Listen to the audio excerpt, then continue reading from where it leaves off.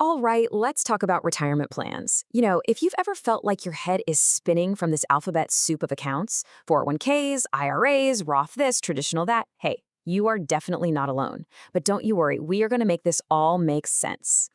So what is the difference? This is literally the million-dollar question.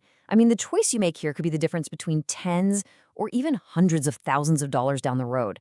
So yeah, the stakes are pretty high, but we're going to break it down and make this whole thing feel a lot less intimidating.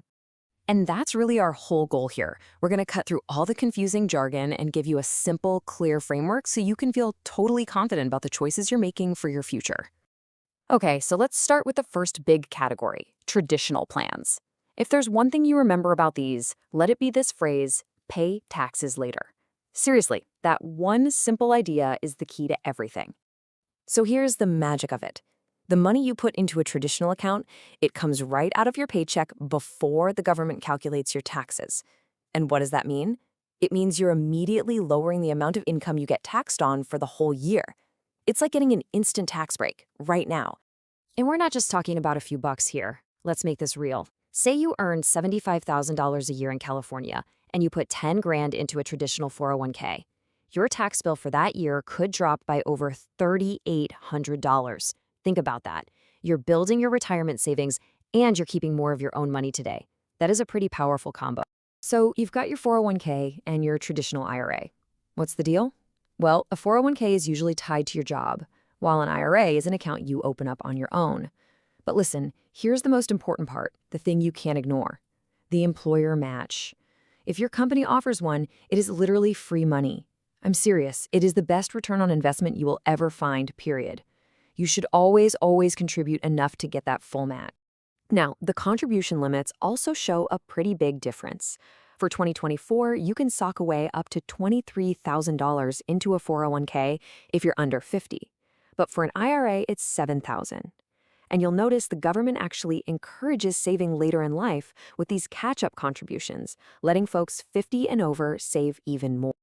All right, let's keep going. We've talked about pay taxes later. So now let's just flip the script completely and talk about Roth plans where the whole idea is pay taxes now. And this right here is the core decision you have to make. With a traditional account, you get a nice tax break today. With a Roth, you pay your taxes up front on the money you put in, but in return, every single penny you withdraw in retirement, including all those years of investment growth, is 100% tax-free. So how do you choose? Well, it's kind of like a bet on your future self. If you think you're going to be in a higher tax bracket when you retire, then paying taxes now with a Roth is a really smart move. But if you think you'll be in a lower one, then that upfront tax break from a traditional account starts to look pretty good. And this quote just nails the feeling of a Roth account. There's this incredible peace of mind that comes from knowing the number you see in your account is actually your money. You don't have to sit around and guess what tax rates are going to be in 20 or 30 years. What you've earned is what you get to keep. The Roth IRA in particular has this amazing feature, flexibility. The money you actually put in, your contributions, you can take that out anytime for any reason with no taxes or penalties. It's only the earnings, the growth, that has to stay put to get that tax-free treatment later on.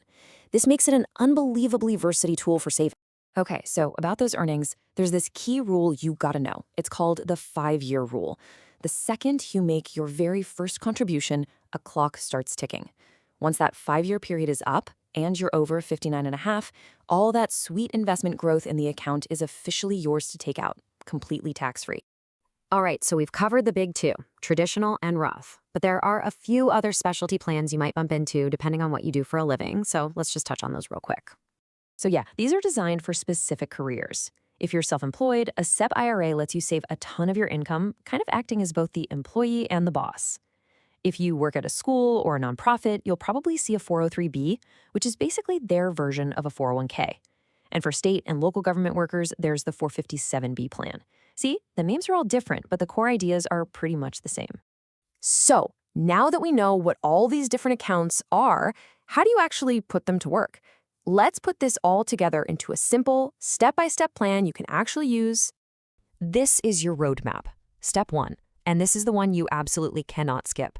Put just enough money into your 401k to get the full employer match. I'm going to say it again, it's free money. Okay, after you've done that, the common advice is to max out an IRA, which can give you more investment choices and flexibility. Then, if you still have money left over to save, you go back to your 401k and keep contributing until you hit that big annual limit. You know, the most important thing out of all of this is just to take action. We've cleared up the confusion and laid out the options. Now it's your turn. So what's it going to be? Are you going to log in and check your 401k match, or maybe start the paperwork to open an IRA? Just deciding on that one small next step, that's the most powerful thing you can do for your future self.